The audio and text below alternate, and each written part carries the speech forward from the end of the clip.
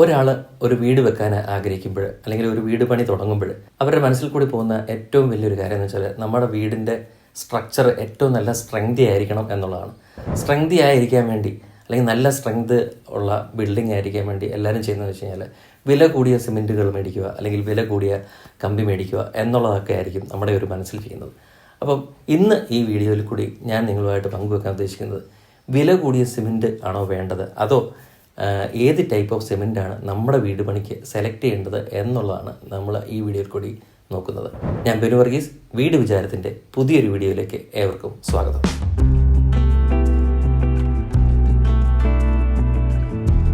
നമ്മുടെ നാട്ടിൽ രണ്ട് ടൈപ്പ് ഓഫ് സിമെൻറ്റുകളാണ് അവൈലബിൾ ആയിട്ടുള്ളത്. ഒന്ന് OPC, രണ്ട് PPC. OPC എന്ന് വെച്ച് കഴിഞ്ഞാൽ ഓർഡിനറി പോർട്ട്ലാൻഡ് സിമെൻറ്റ് എന്ന്, രണ്ടാമത്തേത് PPC, പോർട്ട്ലാൻഡ് പൊസലാനോ സിമെൻറ്റ് എന്നാണ് അതിൻ്റെ പേര്. അങ്ങനെ രണ്ട് ടൈപ്പ് ഓഫ് സിമെൻറ്റാണ് നമുക്ക് ഉള്ളത്. ഇപ്പം ഓർഡിനറി പോർട്ട്ലാൻഡ് സിമെൻറ്റിൽ തന്നെ ഹാർഡ് സെറ്റിംഗ് ആയിട്ടുള്ള, അതായത് സ്പീഡിൽ സെറ്റിംഗ് ആയിട്ടുള്ള സിമെൻറ്റുകളും അവൈലബിൾ ആണ്. അത് വേറൊരു വിഭാഗം. അത് കോൺക്രീറ്റിങ്ങിന് വേണ്ടിയുള്ള പല പല കമ്പനികൾ പല പല രീതിയിൽ നമുക്ക് ഇറക്കുന്നുണ്ട്. പക്ഷേ നമ്മൾ ഇവിടെ ഒരു വീട് പണിയാൻ ആഗ്രഹിക്കുന്നവർ അല്ലെങ്കിൽ ഒരു ബിൽഡിങ് പണിയാൻ ആഗ്രഹിക്കുന്നവർ എപ്പോഴും ഒരു ഷോപ്പിൽ ചെന്ന് ചോദിച്ചു കഴിഞ്ഞാൽ കിട്ടുന്നത് PPC സിമെൻ്റ് ആയിരിക്കും. OPC സിമെൻറ്റിൽ തന്നെ 3 ഗ്രേഡുകളിൽ അവൈലബിൾ ആണ്. ഒന്ന് ഗ്രേഡ് 33, ഒന്ന് ഗ്രേഡ് 43, അടുത്ത ഗ്രേഡ് 53. 33 ഗ്രേഡ് ഇപ്പോൾ അങ്ങനെ അവൈലബിൾ അല്ല, 43, 53 അവൈലബിൾ ആണ്.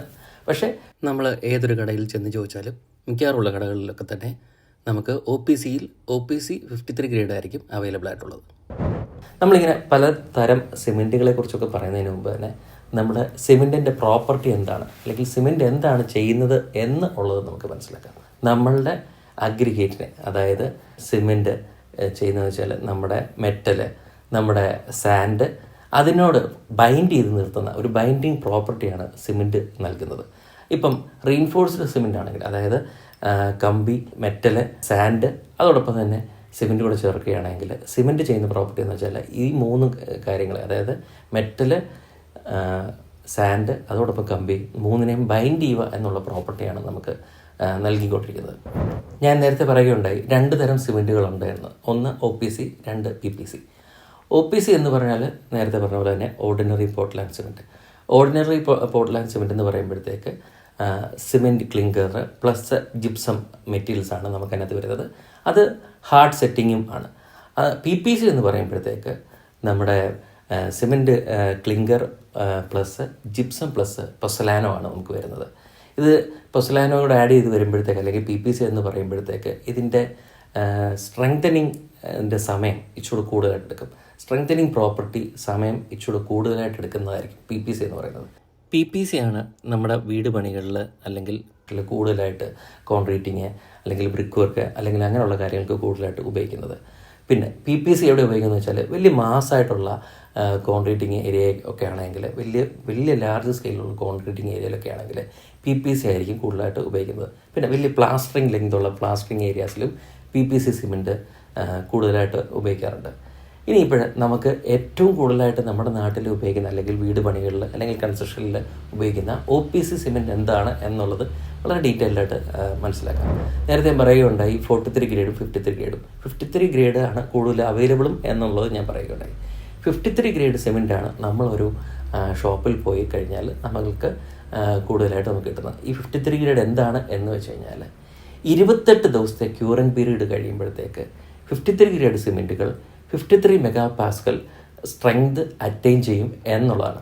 അതായത് നമ്മൾ ഇന്ന് നമ്മുടെ കോൺക്രീറ്റിങ് കഴിയുകയാണെങ്കിൽ 28 ദിവസം കഴിയുമ്പോൾ ആ കോൺക്രീറ്റിങ്ങിൻ്റെ ഒരു ക്യൂബ് എടുത്ത് ടെസ്റ്റ് ചെയ്യുകയാണെങ്കിൽ 53 MPa സ്ട്രെങ്ത് കപ്പാസിറ്റി ആ കോൺക്രീറ്റ് അച്ചീവ് ചെയ്തിട്ടുണ്ടാവും എന്നുള്ളതാണ് നമുക്കിതിനകത്ത് ഉള്ളൊരു കാര്യം. അപ്പോൾ നിങ്ങൾ വിചാരിക്കും, പല പല പല രീതിയിലുള്ള അഡ്വർടൈസ്മെൻറ്റ്സ് നമുക്ക് കാണാറുണ്ടല്ലോ. അതായത് ഏറ്റവും നമ്പർ 1 സിമെൻറ്റ്, ഏറ്റവും സ്ട്രെങ്ത് ഉള്ള സിമെൻറ്റ്, ഭയങ്കര കരുത്തുള്ള സിമെൻറ്റ് എന്നൊക്കെ പറഞ്ഞ് പല പല അഡ്വർടൈസ്മെൻറ്റ് നമുക്ക് കാണാറുണ്ട്. ഇതിനകത്തുള്ള വ്യത്യാസങ്ങൾ എന്തൊക്കെയാണെന്നുള്ളത് എല്ലാവരുടെയും ഒരു സംശയങ്ങളുണ്ടാകും. അത് ഒരു ബ്രാൻഡിങ്ങിൻ്റെ ഇതിനോടൊപ്പം തന്നെ നമുക്ക് ഉള്ളൊരു കാര്യം വെച്ചാൽ എല്ലാ സിമെൻറ്റും, ഏത് സിമെൻറ്റും, അതായത് നല്ല ISI മാർക്കുള്ള നല്ല കമ്പനികളുടെ ഏത് സിമെൻറ്റും ഒരേ പ്രോപ്പർട്ടി ഉള്ളവരായിരിക്കും. അതായത് വേറൊന്നുമല്ല, 53 ഗ്രേഡ് സിമെൻ്റ് ആണെങ്കിൽ, അതായത് ഏത് ബ്രാൻഡിൻ്റെയും 53 ഗ്രേഡ് സിമെൻ്റ് ആണെങ്കിൽ 28 ദിവസം കഴിയുമ്പോൾ ഈ 53 മെഗാ പാസ്കൽ സ്ട്രെങ്ത് എത്തിയിരിക്കണം. ഇതിനെയാണ് 53 ഗ്രേഡ് സിമെൻറ്റ് എന്ന് പറയുന്നത്. ഇനിയിപ്പോൾ ഇതിനേക്കാളും മുമ്പേ സ്ട്രെങ്ത് അച്ചീവ് ചെയ്യുന്ന സിമെൻറ്റുകളുണ്ടോ? തീർച്ചയായും അങ്ങനെ കാണുമായിരിക്കും. അത് ഈ 28 ദിവസത്തിനുള്ളിൽ മുന്നേ പെട്ടെന്ന് ഹാർഡായിട്ട് സ്ട്രെങ്തൻ ചെയ്യുന്ന സിമെൻറ്റുകൾ തീർച്ചയായിട്ടും കാണുമായിരിക്കും. പക്ഷേ നമ്മൾ ഒരു ക്യൂബ് ടെസ്റ്റ് നടത്തേണ്ടത്, അല്ലെങ്കിൽ ഒരു സിമെൻറ്റിൻ്റെ ക്യൂബ് ടെസ്റ്റ് നടത്തേണ്ടത് 28 ദിവസം കഴിഞ്ഞിട്ടാണ്. അതോടൊപ്പം തന്നെ നമ്മൾ നേരത്തെ തന്നെ വളരെ ഹാർഡനിങ് കപ്പാസിറ്റി അച്ചീവ് ചെയ്യുന്ന സിമെൻറ്റുകളാണെങ്കിൽ ചിലപ്പോൾ അതിൻ്റെ വില ഇച്ചിരി കൂടിയെന്നും ഇരിക്കാം. അപ്പോൾ 53 ഗ്രേഡ് സിമെൻറ്റ് എന്ന് പറയുമ്പോഴത്തേക്ക് 53 മെഗാ പാസ്കൽ സ്ട്രെങ്ത് 28 ദിവസത്തിനുള്ളിൽ അച്ചീവ് ചെയ്യുന്ന സിമെൻറ്റുകൾ ആയിരിക്കണം. അതോടൊപ്പം തന്നെ ഇനിയിപ്പോൾ 43 ഗ്രേഡും 53 ഗ്രേഡും തമ്മിലുള്ള വ്യത്യാസം എന്താണുള്ളത്? 43 ഗ്രേഡ് സിമെൻ്റ് എന്ന് പറയുമ്പോഴത്തേക്ക് ഇച്ചിരി സ്ട്രെങ്തനിങ് കപ്പാസിറ്റി കുറവായിരിക്കും എന്നുള്ളതാണ് അതിൻ്റെ വ്യത്യാസം. ഇന്ന് നമ്മളിവിടെ കൂടുതലായിട്ടും അവൈലബിൾ ആയിട്ടുള്ളത് 53 ഗ്രേഡാണ്. 43 ഗ്രേഡ് ആകുമ്പോഴത്തേക്ക് കുറച്ചും കൂടെ സ്ട്രെങ്തനിങ് കപ്പാസിറ്റി നമുക്ക് കുറവുള്ള സിമെൻ്റ് ആയിരിക്കും. തീർച്ചയായും നമ്മൾ നമ്മുടെ വീടുകളുടെ പണികൾക്ക് നമ്മൾ ഉപയോഗിക്കുമ്പോഴത്തേക്ക് കൂടുതലായിട്ടും ലാർജ് സ്കെയിലിൽ നമ്മൾ ഉപയോഗിച്ച് വരുന്നത് 53 ഗ്രേഡ് അല്ലെങ്കിൽ PPC ഗ്രേഡ് സിമെൻറ്റുകളായിരിക്കും ഉപയോഗിക്കുന്നത്. PPC സിമെൻറ്റുകൾ കൂടുതലായിട്ട് യൂസ് ചെയ്യുന്നത് നമ്മൾ മാസ് ആയിട്ടുള്ള ഒരു വളരെ ലെങ്തി ആയിട്ടുള്ള വളരെ വലിയ കൊമേഴ്ഷ്യൽ ബിൽഡിംഗ് ഒക്കെ ആണെങ്കിൽ PPC സിമെൻറ്റുകൾ നമ്മൾ യൂസ് ചെയ്യാറുണ്ട്. വലിയ പ്ലാസ്റ്ററിങ് ഏരിയ ഒക്കെ ആണെങ്കിൽ PPC സിമെൻറ്റ് നമ്മൾ യൂസ് ചെയ്യാറുണ്ട്. ഇപ്പോൾ ആ PPC സിമെൻറ്റ് യൂസ് ചെയ്യുമ്പോൾ ഉള്ള ഒരു ഇതെന്ന് വെച്ചാൽ അതിൻ്റെ സ്ട്രെങ്ത് അറ്റൈൻ ചെയ്യുന്നതിൻ്റെ ഉള്ള സമയം ഇച്ചിരി കൂടുതലായിരിക്കും. അത് പതുക്കെ ആയിരിക്കും അതിൻ്റെ സ്ട്രെങ്ത് അച്ചീവ് ചെയ്യുന്നത്. സ്ട്രെങ്ത് അച്ചീവ് ചെയ്ത് കഴിഞ്ഞാൽ വളരെ നല്ല സ്ട്രെങ്ത് പ്രോപ്പർട്ടി കാണിക്കുന്ന ഒരു സിമെൻറ്റ് കൂടെ ആയിരിക്കും. ഇങ്ങനെയാണ് രണ്ട് ഡിഫറൻസ് വരുന്നത്. ഇനിയിപ്പോൾ നമ്മൾ ഇപ്പോൾ OPC 53 ഗ്രേഡ് സിമെൻറ്റ് ഉപയോഗിക്കുമ്പോൾ അല്ലെങ്കിൽ കൂടിയ സിമെൻറ്റ് ഉപയോഗിക്കുമ്പോൾ നമ്മൾ ശ്രദ്ധിക്കേണ്ടതായിട്ടുള്ള കാര്യങ്ങൾ എന്തെങ്കിലും ഉണ്ടോ? ഞാൻ നേരത്തെ പറയുകയുണ്ടായി, വില കൂടിയ സിമെൻറ്റ്, അതായത് OPC 53 തന്നെ വില കൂടിയ സിമെൻ്റ് ഉണ്ട്. അത് നേരത്തെ പെട്ടെന്ന് സ്ട്രെങ്ത് അച്ചീവ് ചെയ്യുന്ന സിമെൻ്റ് ആയിരിക്കും എന്ന് പറയുകയുണ്ടായി. അങ്ങനെ ചെയ്യുമ്പോൾ ഉള്ള ഒരു കാര്യം എന്ന് വെച്ച് കഴിഞ്ഞാൽ, അല്ലെങ്കിൽ അങ്ങനെയുള്ള സിമെൻറ്റുകളുടെ ഉള്ള ഒരു കാര്യം വെച്ചാൽ വളരെ നല്ല രീതിയിൽ ഹീറ്റ് എമിറ്റ് ചെയ്യുന്നതായിരിക്കും. അപ്പം നമ്മൾ യൂഷ്വലി നമ്മൾ ഒരു 2-3 തവണയായിരിക്കും ഒരു ക്വാണ്ടിറ്റി കഴിയുമ്പോഴത്തേക്ക് ഒരു ദിവസം നമ്മൾ നനച്ചു കൊടുക്കുക. പക്ഷേ അൾട്രാ സെറ്റിംഗ് ആയിട്ടുള്ള സിമെൻറ്റുകൾ അല്ലെങ്കിൽ നല്ല വില കൂടിയ OPC സിമെൻറ്റുകളൊക്കെ ആണെങ്കിൽ തന്നെ ഹീറ്റ് എമിറ്റ് ചെയ്യുന്നത് വളരെ കൂടുതലായിരിക്കും. അപ്പോൾ തീർച്ചയായും നല്ല രീതിയിൽ നമ്മൾ നനച്ചു കൊടുക്കേണ്ടതായിട്ട് നമുക്ക് വരും. അതുകൊണ്ട് തന്നെ നമ്മൾ ഇപ്പോൾ ഒരു വില കൂടിയ സിമെൻറ്റ് എടുത്തത് കൊണ്ട് നമുക്ക് പെട്ടെന്ന് സ്ട്രെങ്ത് അച്ചീവായി അങ്ങനെ ഒരു കാര്യം നമുക്ക് വരുന്നില്ല. പിന്നെ നമ്മളൊരു വീട് പണിയിലേക്ക് നമ്മൾ വരുമ്പോഴത്തേക്ക് ഓരോ സ്റ്റേജസാണ് നമുക്ക് നമ്മുടെ വർക്കുകൾ നടക്കുന്നത്.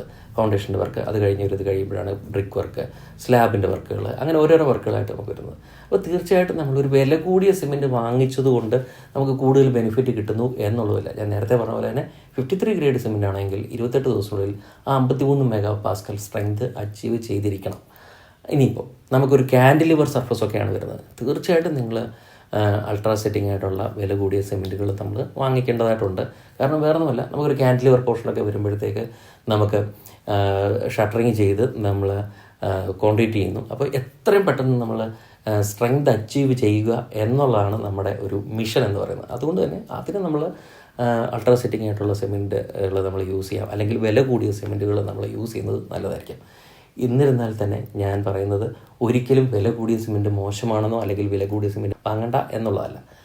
ഇതിനകത്ത് നമ്മൾ ശ്രദ്ധിക്കേണ്ടതായിട്ടുള്ള കാര്യം എന്ന് വെച്ചാൽ വില കുറഞ്ഞ സിമെൻ്റ് ആണെങ്കിൽ പോലും, അല്ലെങ്കിൽ മാർക്കറ്റിലുള്ള നല്ല ബ്രാൻഡഡായിട്ടുള്ള വില കുറഞ്ഞ സിമെൻ്റ് ആണെങ്കിൽ പോലും നമുക്ക് അത് വീട് പണികളിൽ അല്ലെങ്കിൽ ബിൽഡിംഗ് വർക്കുകളിൽ നമുക്ക് ഉപയോഗിക്കാം. നമുക്ക് 53 ഗ്രേഡ് മെഗാ പാസ്കൽ സ്ട്രെങ്ത് നമുക്ക് 28 ദിവസത്തിനുള്ളിൽ തന്നെ അച്ചീവ് ചെയ്യുന്ന സിമെൻ്റ് ആയിരിക്കണം എന്നുള്ളത്. ഇനിയിപ്പോൾ നമുക്ക് സിമെൻറ്റ് വാങ്ങിച്ച് നമ്മളൊരു കൺസ്ട്രക്ഷൻ ചെയ്യുമ്പോൾ എല്ലാവരും ഒരു സംശയമാണ്, സിമെൻറ്റിന് ഒരു എക്സ്പയറി ഡേറ്റ് ഉണ്ടോ എന്നുള്ളത്. തീർച്ചയായിട്ടും സിമെൻറ്റിനും ഒരു എക്സ്പയറി ഡേറ്റ് ഉണ്ട്.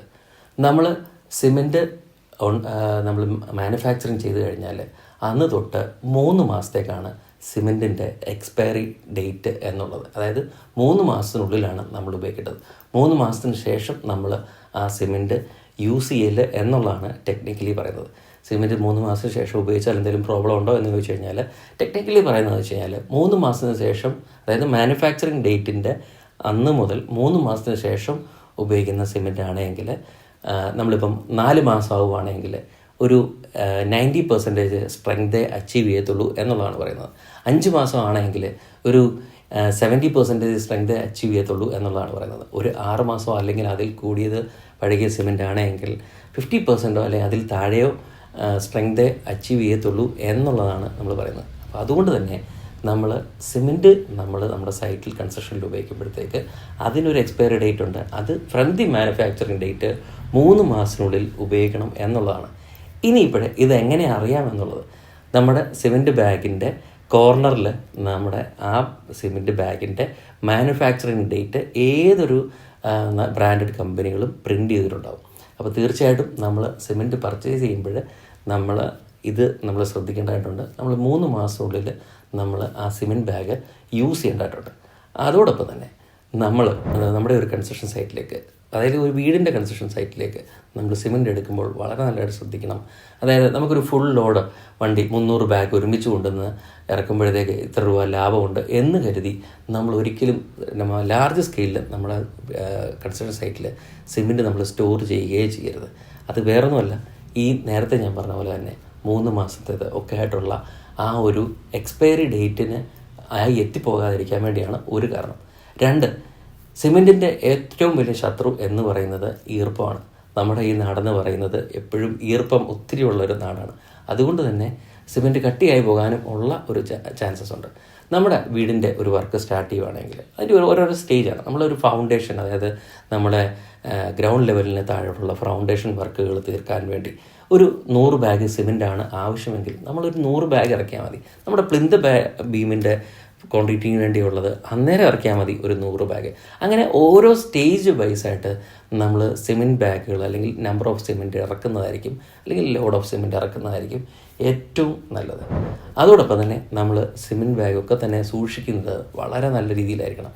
ഇപ്പോൾ ഒത്തിരി അധികം യാർഡുകൾ അല്ലെങ്കിൽ കടകളിലൊക്കെ തന്നെ ഫുള്ളി ക്ലോസ്ഡ് ആയിട്ടുള്ള രീതിയിലാണ് സിമെൻറ്റ് ബാഗുകൾ സൂക്ഷിക്കുന്നത്. പക്ഷേ നമ്മുടെ സൈറ്റിലോട്ട് വരുമ്പോഴത്തേക്ക് ഈ ഒരു 50 ബാഗ് സിമെൻറ്റ് വരുവാണ്, നമ്മൾ എങ്ങനെ സൂക്ഷിക്കും എന്നുള്ളത് വളരെ ഒരു ചോദ്യം ഉള്ള ഒരു കാര്യമാണ്. നമ്മൾ തീർച്ചയായിട്ടും നമ്മൾ ഒരു 15 സെൻറ്റിമീറ്റർ അല്ലെങ്കിൽ ഒരു 10 സെൻറ്റിമീറ്റർ പൊക്കമുള്ള ഈർപ്പം തട്ടാത്ത രീതിയിൽ ഒരു പലകകളോ അല്ലെങ്കിൽ ഒരു ചെറിയ ഡെക്കിനോ മണ്ടയ്ക്കോ അല്ലെങ്കിൽ എന്തെങ്കിലും ബ്രിക്കോ എല്ലാം വെച്ച് അതിൻ്റെ മണ്ടയ്ക്ക് വേണം, എസ്പെഷ്യലി ഏറ്റവും നല്ലത് പലകയോ എല്ലാം വെച്ച് അതിൻ്റെ മണ്ടയ്ക്ക് വേണം നമ്മൾ സിമെൻറ്റ് വെക്കാൻ.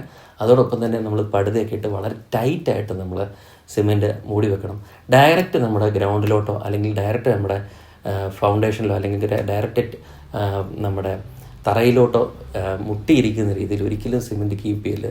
ഒരു 10-15 സെൻറ്റിമീറ്റർ പൊക്കത്തിലുള്ള ഒരു വുഡൻ പീസിൻ്റെ മണ്ടയ്ക്ക് വേണം നമ്മൾ സിമെൻറ്റ്, അല്ലെങ്കിൽ വുഡൻ ഡെക്കിൻ്റെ മണ്ടയ്ക്ക് വേണം നമ്മൾ സിമെൻറ്റ് സൂക്ഷിക്കാൻ.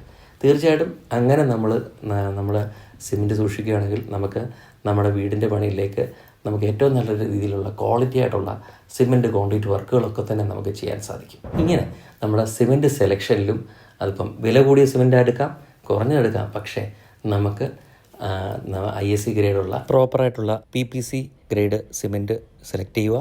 അങ്ങനെ സെലക്ട് ചെയ്ത് നമ്മൾ എക്സ്പയറി ആകുന്നതിന് മുമ്പ് അത് യൂസ് ചെയ്ത് അത് ഏറ്റവും നല്ല രീതിയിൽ പ്രോപ്പറായിട്ട് സൈറ്റിൽ നമ്മൾ യൂസ് ചെയ്യുകയാണെങ്കിൽ നല്ല സ്ട്രെങ്തി ആയിട്ടുള്ള ഒരു ബിൽഡിങ് നമുക്ക് പൂർത്തീകരിക്കാൻ സാധിക്കും. വീട് സംബന്ധമായിട്ടുള്ള ഏത് കാര്യങ്ങൾക്കും ഞങ്ങളുണ്ട് വീട് വിചാരം. ഈ വീഡിയോ നിങ്ങൾക്ക് ഏവർക്കും ഇഷ്ടപ്പെട്ടു എന്ന് വിചാരിക്കുന്നു. അങ്ങനെ വീഡിയോ ഇഷ്ടപ്പെടുകയാണെങ്കിൽ ഈ വീഡിയോ ലൈക്ക് ചെയ്യുക, ഷെയർ ചെയ്യുക, അതോടൊപ്പം തന്നെ ചാനൽ സബ്സ്ക്രൈബ് ചെയ്യുക. Thank you.